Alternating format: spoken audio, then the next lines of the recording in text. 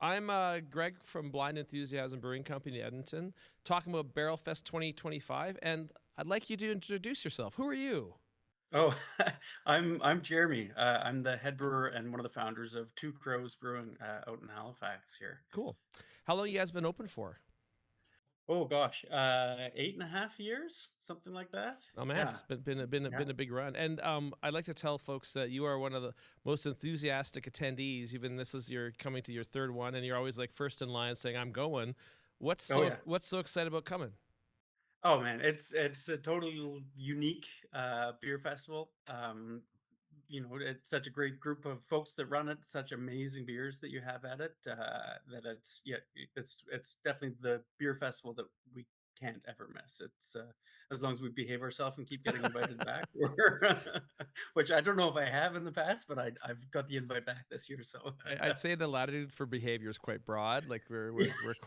we're quite open here in Alberta. Um, you're bringing actually some really cool stuff. What do you bring in? I mean, you don't have to list everything in detail, but just roughly, what do you bring in?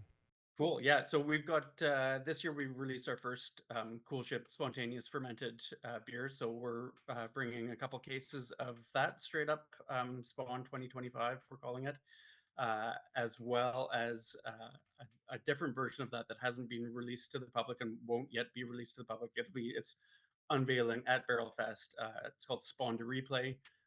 So again, spontaneously fermented beer conditioned on Nova Scotia rhubarb and honeycomb from my backyard. Amazing. Uh, yeah, and then we've also got a blended saison with elderflower as well that we're bringing, and we've got a few cellar pulls as well too. We've got a handful of magnums that we're Yeah. bringing from previous year's releases too. So things that we don't have available for sale at the brewery. So you have to come to Barrel Fest to get it. Yeah, and that's part of the fun is, and I think we'll be doing magnums as well. So I think what we'll do is probably set a schedule, put a magnum schedule. Say like you'll have one at one on the hour, and we'll do that on the half hour or something. So folks line up and they disappear shockingly fast.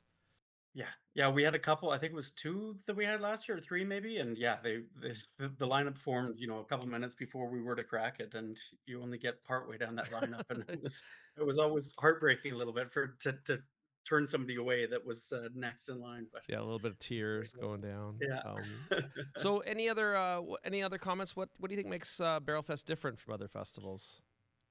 Yeah, I mean, I find this beer festival is really rejuvenating for me as a brewer to be surrounded by kind of like-minded brewers, and you get to really have a great exchange of ideas and information. And the festival really is about very slow beer in a very fast-paced world. We're talking about beers that are taking months, if not years, to produce, and people are there and they're appreciating them, and they're taking the time to chat about it. The brewers that you're standing next to, but also the patrons of the festival.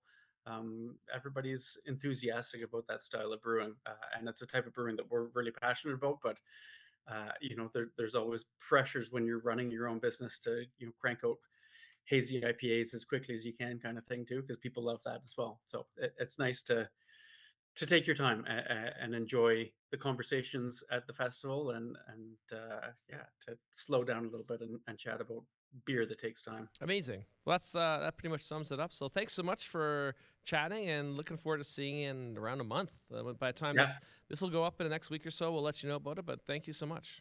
right on. Awesome. Thanks, guys. Cool. Yeah. All right.